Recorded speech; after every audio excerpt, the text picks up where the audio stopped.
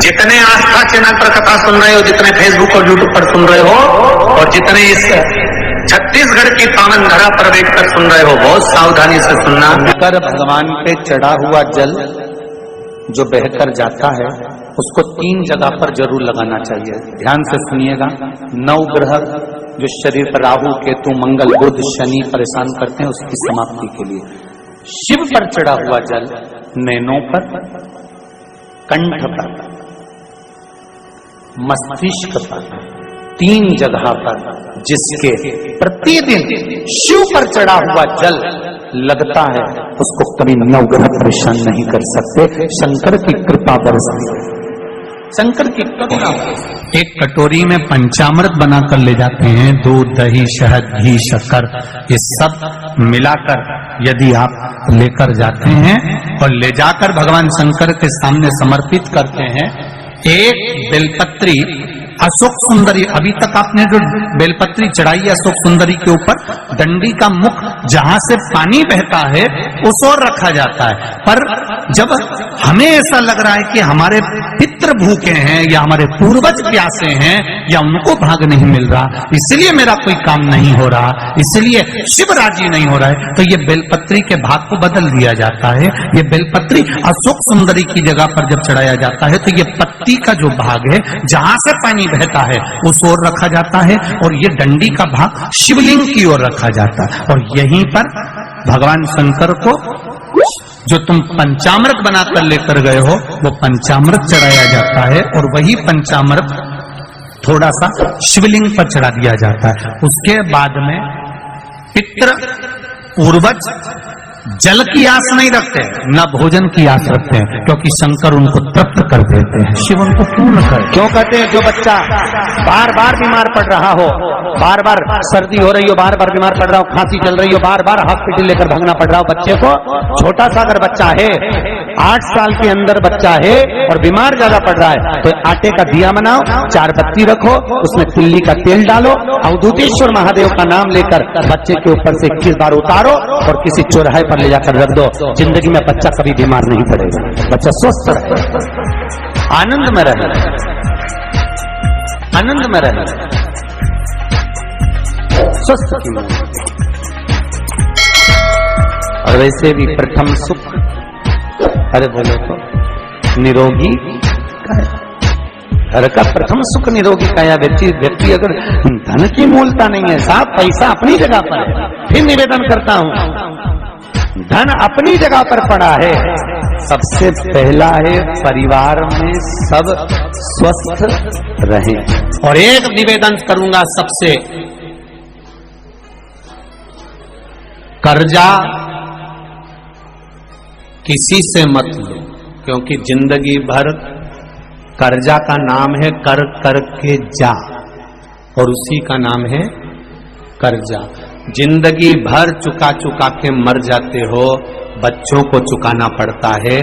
एक बार अगर कर्जा लेने की जरूरत पड़े तो मेरे महादेव के चरणों में जाकर 7 दिन लगातार घी का दिया लगाकर बेलपत्र समर्पित कर कर जल चढ़ाना, रोज एक बेलपत्री उठाकर घर में लेकर आना और उससे कहना कि तू कृपा करना कि मुझे कहीं कर्जा लेने की जरूरत नहीं पड़े और मेरा काम निकल जाए पूरा।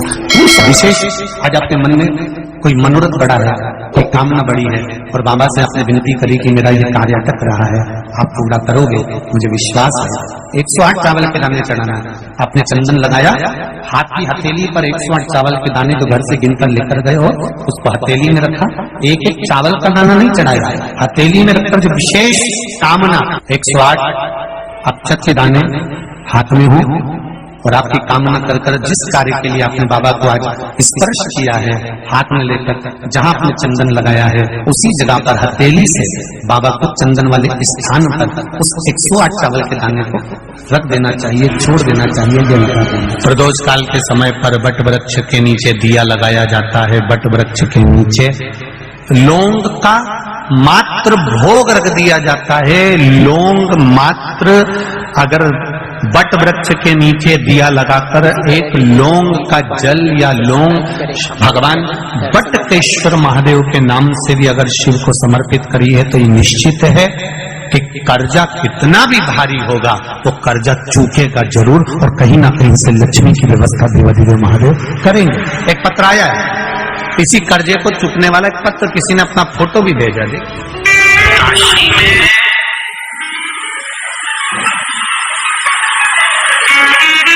एक तिलकेश्वर महादेव का भी मंदिर है काशी के अंदर, जहाँ पर भगवान शंकर का, और वो मंदिर कोई साधारण नहीं है। काशी के कुछ गिने हुए मंदिर में जहाँ पर भगवान स्वयं वो विराजमान है और अपनी आकृति बढ़ा रहे हैं, ऐसे तिलकेश्वर महादेव काशी में विराजमान है। उनके दर्शन का महत्व क्यों है कि जब कोई प्रशासनिक गतिविधियां गड़बड़ होती है या प्रशासन से जुड़ी हुई या अदालत की कोई बात होती है या अदालत आदि में कोई केस चल रहा होता है, तब तिल का प्रयोग या तिलकेश्वर महादेव का दर्शन मूल माना।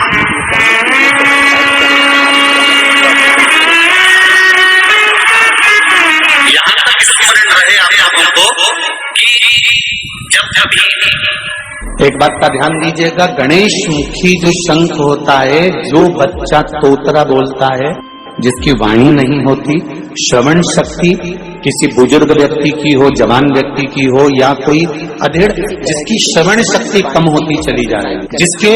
सुनने की शक्ति कम हो रही हो, बोलने की शक्ति कम हो, वाणी में हकलापन हो, तोतरापन हो,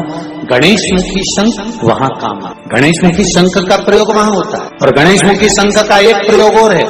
यदि लीवर पर सूजन आ रही हो, डॉक्टर बोल रहा है कि ये आपके आसपास, लीवर के आसपास में सूजन है और इसका दवाई होगी, इलाज कराना पड़ेगा, कराओ। अब डॉक्टर से इलाज भी जरूरी है, ऐसा नहीं है कि इलाज नहीं कराना, कराओ।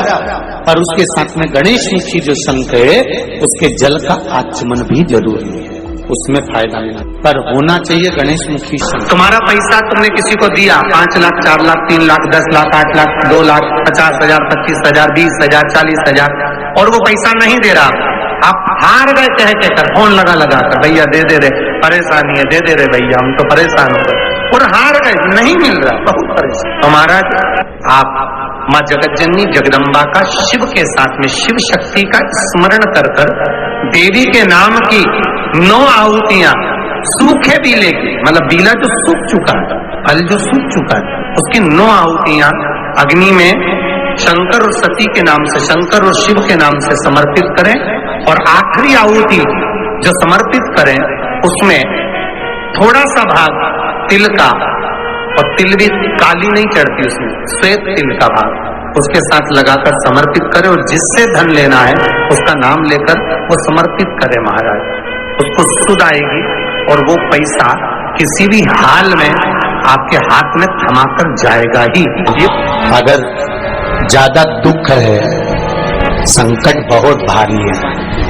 इतना बड़ा संकट है कि वो निपट ही नहीं रहा, फिर एक लोटा जल,